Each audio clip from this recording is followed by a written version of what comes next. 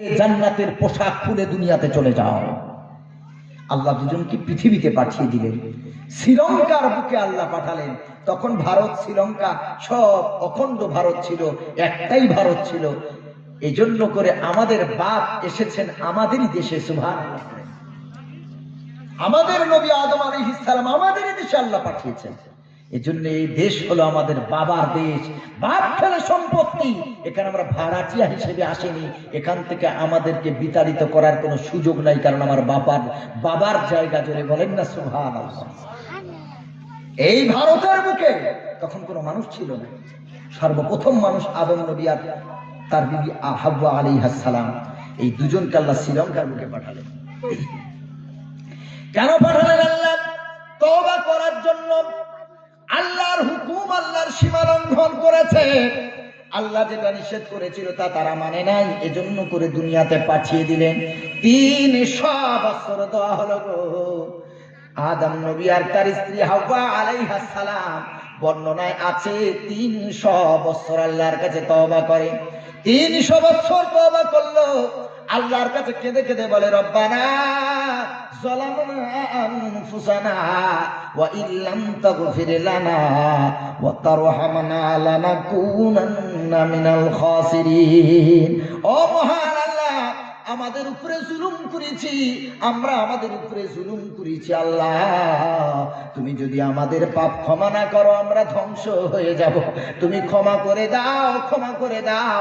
300 বছরের তওবা আল্লাহ ক্ষমা করে আবার তাদের জান্নাতের মেহমান বানিয়ে দিয়েছে। তওবার দরজা খোলা গো মুসলমান। আমার আল্লাহ তাআলা কত ভালোবাসেন তার বান্দাকে।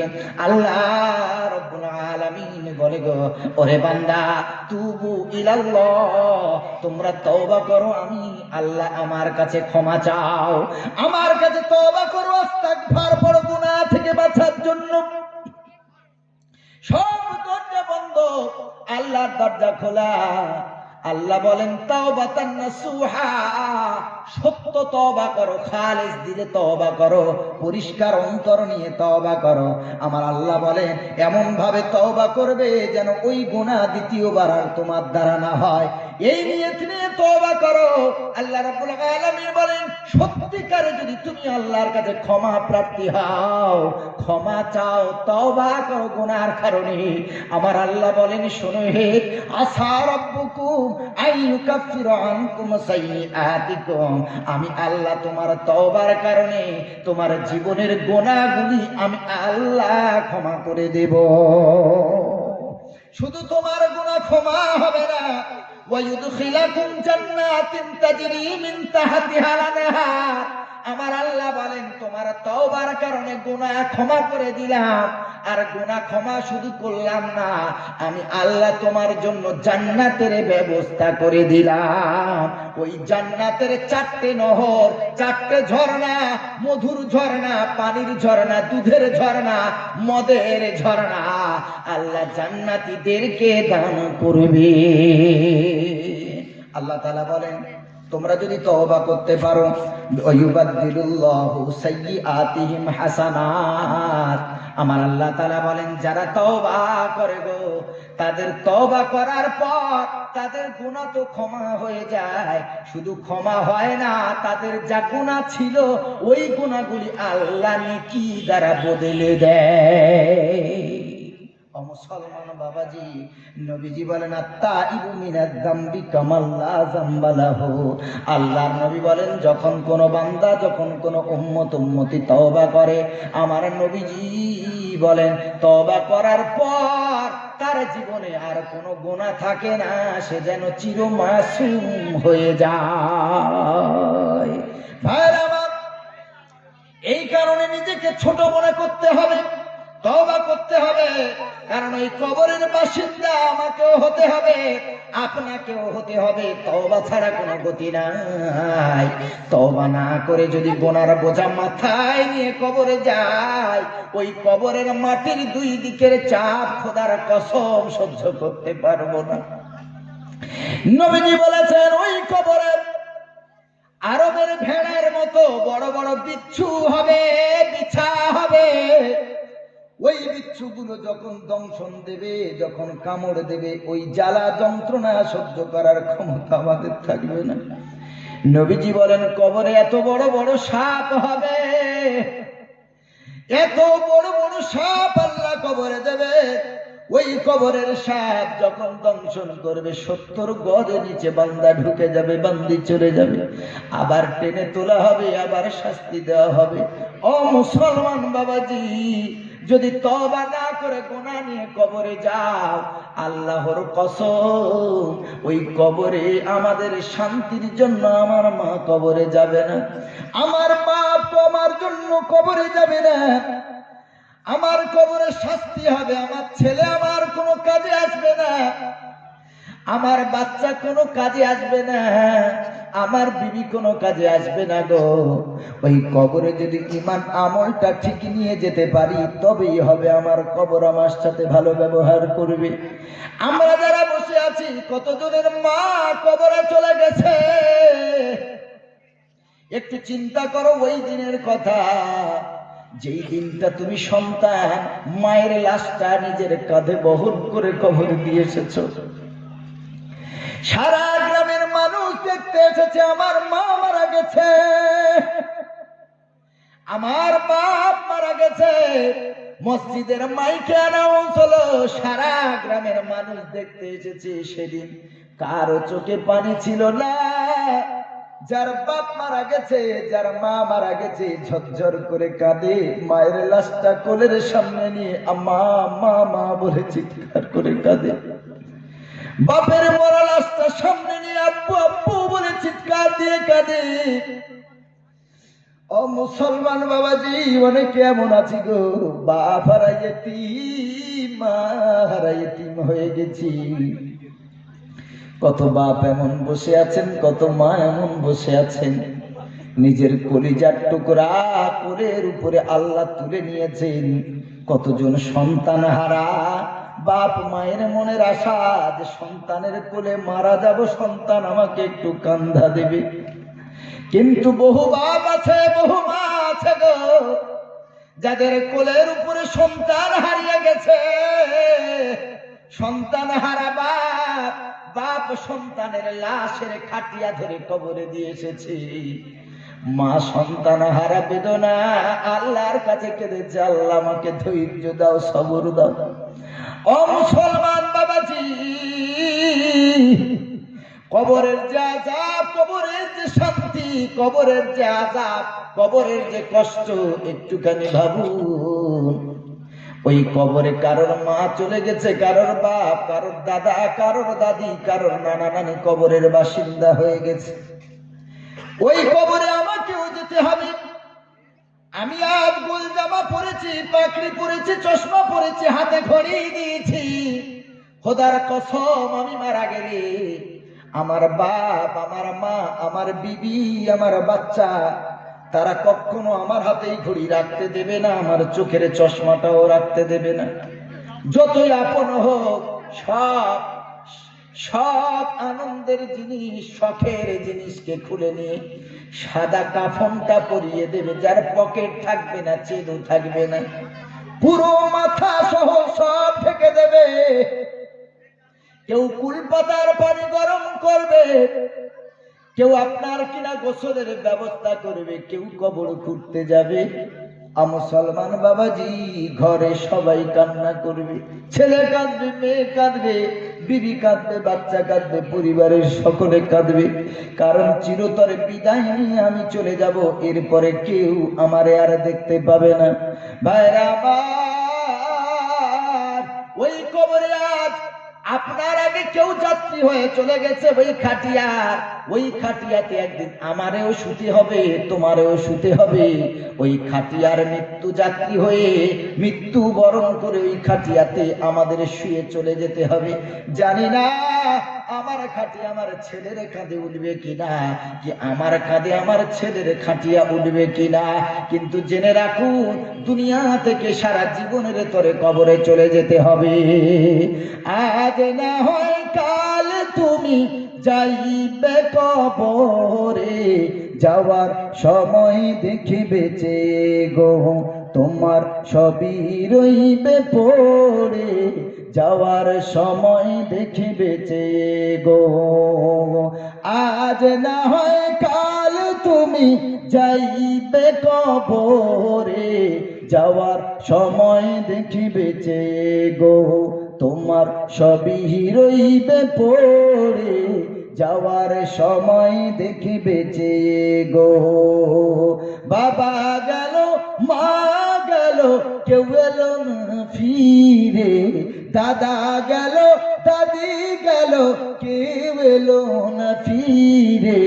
সবাইকে যাইতে হবে গো ভাইজান অন্ধকার কবরে, সবাইকে যাইতে হবে গো। সকালবেলা বাপ দোকানে যাবি, ছেলেটা 2 বছরের ছেলে বায়না ধরেছে, আব্বু তোমার সাথে আমি দোকানে যাব গো, গাড়ি দেখবো, ঘোড়া দেখবো, লাইট দেখবো, আনন্দ করব। বাপ বলে না রে বাবা, তোরে যদি নিয়ে যাই দোকানদারি করতে পারবো না, তুই বড় আমাকে ডিস্টার্ব করবি রে। ছেলে কান্না ধরেছে, আব্বু আব্বু আব্বু আমি তোমার সাথে যেতে চাই, এমন বায়না ধরেছে। বাপ ওই ছেলের মাকে ডেকে বলে, আয় ছেলেটাকে নিয়ে একটু করে নিয়ে বাইরে যা, কিছু দেখিয়ে ওর মনটা ভোলানো আছে, তো আমাকে দোকানে যেতে দেবে না। এমন করে ছেলেটার মা ওকে কোলে নিয়ে চলে গেল, বাইরে এটা ওটা দেখিয়ে ভুলিয়ে দিল। বাপ এই ফাঁকে দোকানে চলে গেল, কিন্তু দোকানে গেলে কি হবে, ছেলের যে আব্বু ডাক, ছেলের যে চোখের পানি, বায়না করা পানি, বাপ তো ভুলতে পারে না। 1 ঘন্টা দোকানদারি করার পর বাড়িতে ফোন দিয়েছে, স্ত্রী ফোনটা ধরেছে, বললো আমার কলিজার টুকরা সোনাটা কোথায়, তার কাছে দে। ওর মুখে আব্বু ডাকটা আমার তো কলিজা টান দেয়। ও কান্না করছিল, ওর চোখের পানি দেখে আমি তারপরেও চলে এসেছি, আমার কলিজার টুকরার কাছে একটু মোবাইলটা দে। 2 বছর 2.5 বছরের ছেলেটা মোবাইলও ঠিকভাবে ধরতে পারে না, বড় মোবাইল কোনোভাবে ছোট্ট হাতে এইভাবে ধরেছে। মা ফোনটা লাউডে দিয়ে দিয়েছে, ও আব্বুর গলা পাওয়ার পর ঝরঝর করে কাঁদে, আব্বু গো তুমি আমাকে নিয়ে কেন গেলে না। আব্বু তাকে সান্ত্বনা দেয়, আব্বু তোমার জন্য কি নিয়ে যাব বলো আব্বু, তুমি জেদ করো না রে বাবা। কলিজার টুকরা সন্তান বলছে, আব্বা গো আমার জন্য পুতুল আনবে, রিমোট কন্ট্রোল গাড়ি আনবে আব্বু, আমার জন্য ক্যাডবেরি আনবে, আমার জন্য তুমি খেলনা বাটি আনবে। ছেলের সব বায়না বাপ শুনে নিল। দোকানের মাঝখানে সময়ের ফাঁকে ফাঁকে বাপ ছেলের বায়নার জিনিসগুলো সব গুছিয়ে রেডি, সব কিছু প্লাস্টিকের ব্যাগে নিয়ে রেডি। ছেলের জন্য গাড়ি কিনেছে, ক্যাডবেরি কিনেছে, ছেলের জন্য ঘোড়া কিনেছে, ছেলের জন্য গাড়ি কিনেছে, পুতুল কিনেছে। এরপরে ছেলেটাকে মোবাইলের মাধ্যমে চুমু দিয়ে রেখে দিয়েছে। 1 ঘন্টা আরো চলে গেল, বাড়ি থেকে যখন ফোন গিয়েছে স্বামীর কাছে, স্বামী ফোনটা ধরেছে, ফোনটা ধরে হ্যালো সালাম দিয়ে হ্যালো বলে, কিন্তু আর কোনো আওয়াজ পাওয়া যায় না। বিবি ফোনটা ধরে হাউমাউ করে কাঁদতেছে। স্বামী বলছে, বিবি রে বলো কি হয়েছে, কেন কান্না করো, আমার মা কি তোমারে কিছু বলেছে, আমার বাপ কি তোমারে কিছু বলেছে, আমার বোন কি তোমারে কিছু বলেছে, আমার ভাইয়ের স্ত্রী কি তোমারে কিছু বলেছে, পরিবারে কেউ কি তোমারে কোনো কষ্ট দিয়েছে, কেন তুমি কান্না করো বলো। 1 ঘন্টা আগে তো তুমি ভালো করে কথা বলেছো, এখন তুমি কান্না করো কেন। স্ত্রী শুধু স্বামীর কথাগুলি শুনে কান্না করে, হাউমাউ করে কাঁদে। মোবাইলটা হাতে ধরে আছে, মোবাইলটা লাউডে দিয়ে স্ত্রী কথা বলতে পারে না, ঝরঝর করে কাঁদে। স্বামী এক একটা প্রশ্ন করে যায়, স্ত্রী নির্বাক হয়ে শোনে, মুখে যেন কোনো কথা নাই। শুধু এইটুকু বললো, স্বামী সব শেষ হয়ে গেছে, তাড়াতাড়ি তুমি বাড়িতে আসো। সব শেষ হয়ে গেছে বলার পর অজ্ঞান হয়ে স্ত্রীটা পড়ে গিয়েছে, মোবাইলটা হাত থেকে ছিটকে দূরে চলে গেছে। মোবাইলটা লাউডে দেওয়া, ছেলের মা তাড়াতাড়ি করে দৌড় দিয়ে এসেছে। এসে ছেলের মুখের গলার আওয়াজ শুনতে পেয়ে মাও কাঁদে, বলছে বাবা রে তাড়াতাড়ি বাড়ি ফিরে আয়। জীবনের সবকিছু হারিয়ে ফেলেছি, তাড়াতাড়ি বাড়িতে ফিরে আয়। ছেলে কথা শোনার পর তাড়াতাড়ি শাটার ফেলে, আর ওই কচি মাসুমের জন্য তার গাড়ি, তার চকলেট সবগুলো তাড়াতাড়ি হাতে নিয়ে ঘরের দিকে রওনা দিল। ঘরের সদর গেটে যখন ঢুকবে, দেখি গ্রামের বহু মানুষ তারা ঘরের সামনে সব ভিড় করে মুখে কাপড় দিয়ে দাঁড়িয়ে আছে মহিলারা। সন্তানের বাপ যখন ঘরে ঢুকছে, সবার ভিতরে কান্নার আওয়াজ শুনতে পায়। মায়ের কান্নার আওয়াজ, বিবির কান্নার আওয়াজ, ভাবির কান্নার আওয়াজ,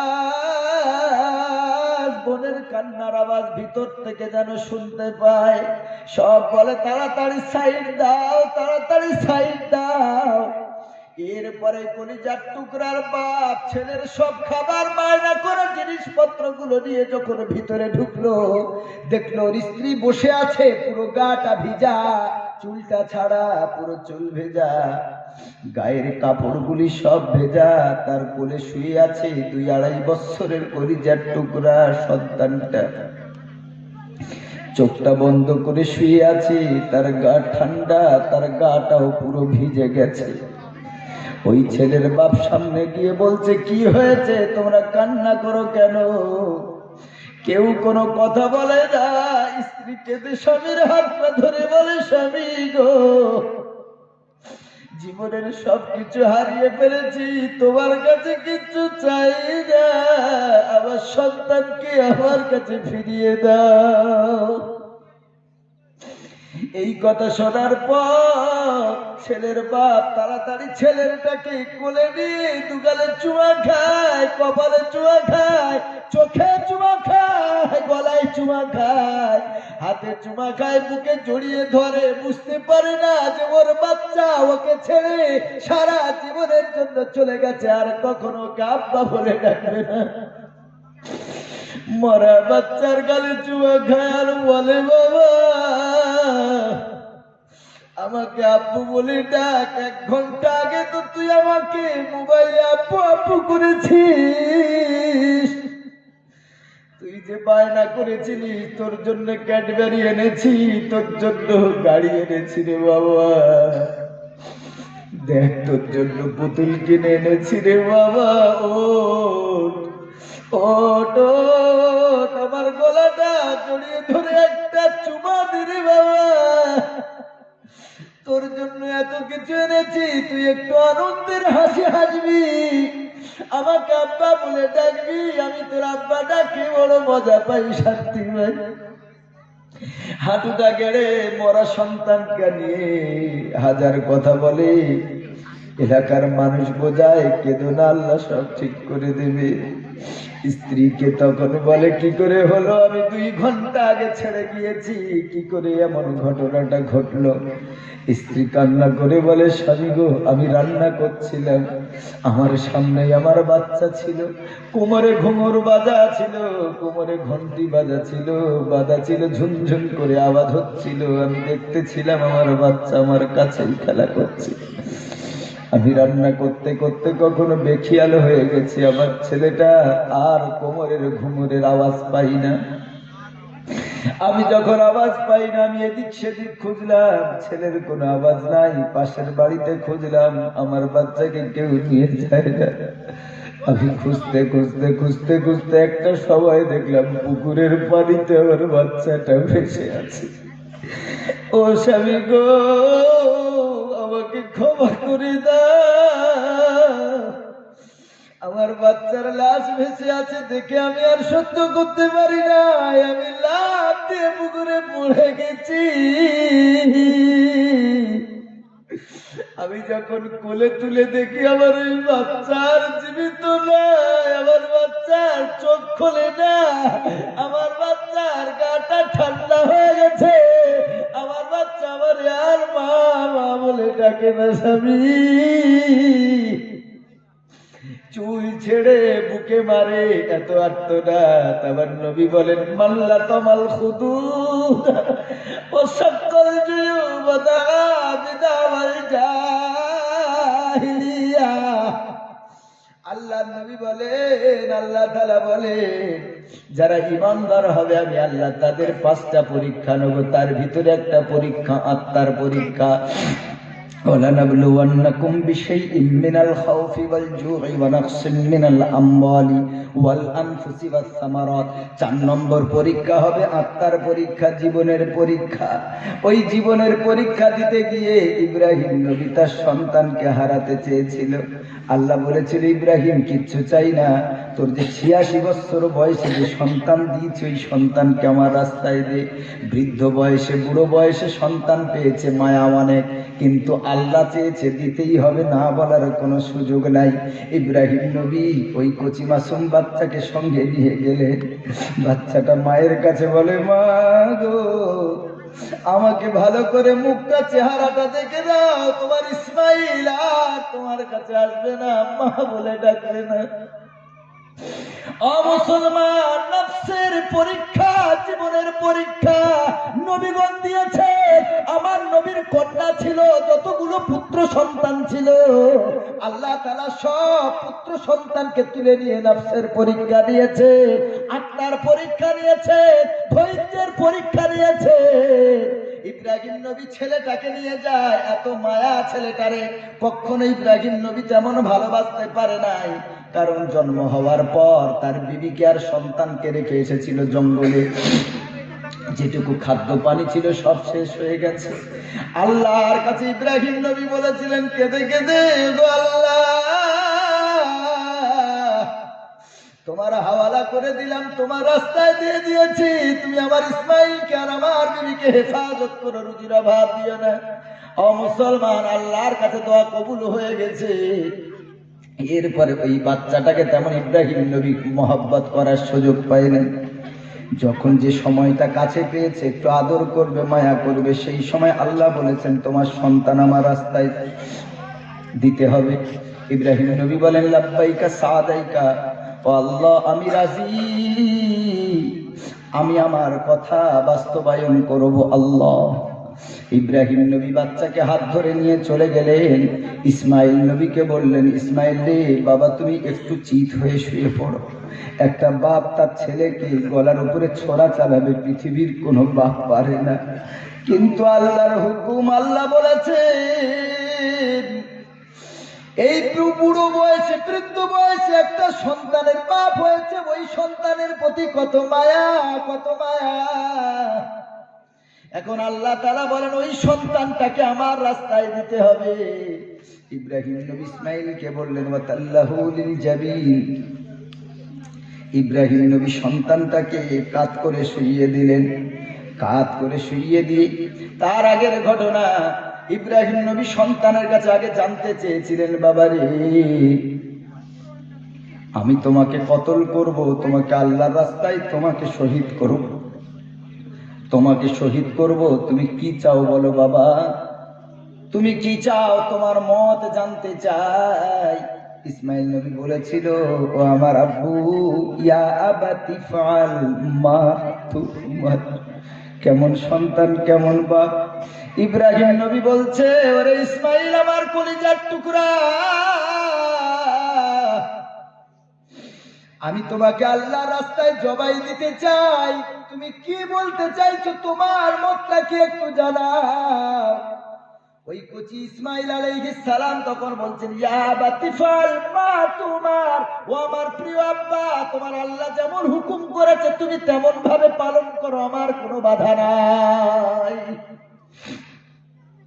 হযরত ইব্রাহিম নবী সান্ত্বনা পেলেন, ছেলেটাকে ধরে নিয়ে চলে গেলেন। এরপরে কাত করে শুইয়ে দেওয়া হলো।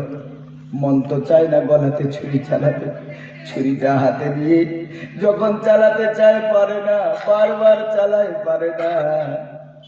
ইসমাইল নবীর হাত বাঁধা, পা বাঁধা। ইসমাইল নবী বলছেন, ও আমার আব্বু, ও আমার সোনা আব্বু, আমার হাতের বাঁধন খুলে দাও, পায়ের বাঁধন খুলে দাও। আমাকে যদি বাধা অবস্থায় তুমি কুরবানি দাও, তো কিয়ামতের দিন আমাকে যদি আল্লাহ জিজ্ঞাসা করে, ইসমাইল তোর নিজের কোনো ইচ্ছা ছিল না, হাত পা বেঁধে জোর করে তোকে কুরবানি দেওয়া হয়েছে, ও আমার আব্বা আমার হাত খুলে দাও, পা খুলে দাও। এরপরে হাত পা খুলে দিয়ে যখন জবাই করতে গেল তাও পারে না। ইসমাইল কচি শিশু বুঝতে পেরেছে যে আমার বাপ আমার চোখের দিকে তাকিয়ে, আমার শরীরের দিকে তাকিয়ে আমার বাচ্চারা চালাতে পারবে না। ইসমাইল নবী বলছে, আব্বা গো, চোখে একটা পটি বেঁধে নাও, কাপড় বেঁধে নাও, তারপরে তুমি তোমার আল্লাহর নামে আমার গলায় ছুরি চালাও। ইব্রাহিম আলাইহিস সালাম চোখে পটি বেঁধে দিয়ে ছেলের গলায় যখন ছুরি চালাতে গেল, ওয়ানাদাইনাহু ইয়া ইব্রাহিম কদ সাদ্দাকতা রুইয়া ইন্না কাযালিকা নাজজিল মুহসিনিন। যখন ছুরি চালালো, ছুরিটা চলে গেল, হাতটা রক্তে লাল হয়ে গেছে। ইব্রাহিম নবীর মনটা বড় ছোট হয়ে গেছে, সন্তানকে নিজে হাতে জবাই করেছে। ও মুসলমান বাবাজি, ইব্রাহিম নবীর পিছন থেকে হযরতে জিবরিল আমিন বলছে, ওয়ানাদাইনাহু আইয়া ইব্রাহিম, ও ইব্রাহিম নবী, কদ সাদ্দাকতা রুইয়া, তুমি তোমার স্বপ্নকে বাস্তবায়ন করেছো, সত্য করেছো। তুমি চোখটা খোলো, দেখো তোমার স্বপ্ন আল্লাহ কেমন ভাবে কবুল করেছে। ইব্রাহিম, হযরত ইব্রাহিমকে আল্লাহ তাআলা বলেন, ইন্না কাযালিকা নাজজিল মুহসিনিন। ও ইব্রাহিম, তোমার সবরের পরীক্ষা আমি আল্লাহ নিলাম গো।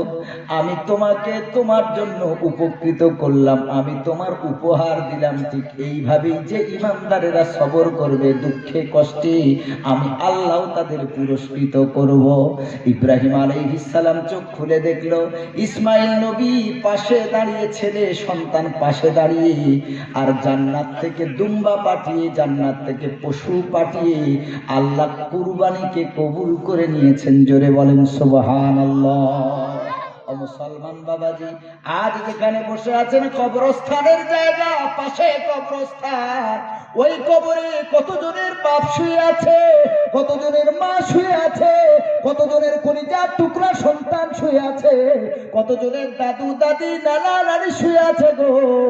একজন এই কবরস্থানের উন্নতির জন্য ৫,০০০ টাকা বলবেন, হুজুর আমার আব্বাটা হারিয়ে চলে গেছে, আমার মা আমাকে এতিম করে চলে গেছে, আমার কোলের উপরে আমার সন্তান বিদায় দিয়ে চলে গেছে, ও হুজুর কবরে শুয়ে আছে, তাদের কবরে শান্তির জন্য তারা তো দুনিয়া থেকে চলে গেছে, তারা জমিন জায়গা পুকুর দোকানঘাট সব তো আমাদের জন্য দিয়ে গেছে হুজুর। আমরা তো সব এত লাখো লাখো টাকার জিনিস আমরা ভোগ করছি, তবে আমার বাপটা কবরে শুয়ে আছে, আমার মাটা কবরে শুয়ে আছে। হুজুর আমি ৫,০০০ টাকা আমার আব্বা মায়ের কবরে শান্তির জন্য দিতে চাই। এই কবরস্থানে মাটি ফেলা হবে, উঁচু করা হবে, কতজনের মায়ের এখানে আসবে, কতজনের বাবার কবর এখানে হবে, মায়ের কবর এখানে হবে, সন্তানের কবর এখানে হবে, দাদা দাদুর আত্মীয় স্বজনের কবর এখানে হবে গো। এই যে সাদাকাটা কবরের জন্য দিয়ে যাব, এই যে দানটা করে যাব, খোদার কসম যতদিন এই কবরস্থান থাকবে ততদিন আমরা দুনিয়াতেও সওয়াব পাবো, কবরে গিয়েও সওয়াব পাবো। একজন হিম্মত করে বলেন, হুজুর আমি দেব ৫,০০০ টাকা। আলহামদুলিল্লাহ। কি নাম? একটু তাকবীর দেন, নারায়ে তাকবীর, নারায়ে তাকবীর। আয় আল্লাহ তাআলা, তোমার বান্দা শফিক, শফিক মানে দয়ালু।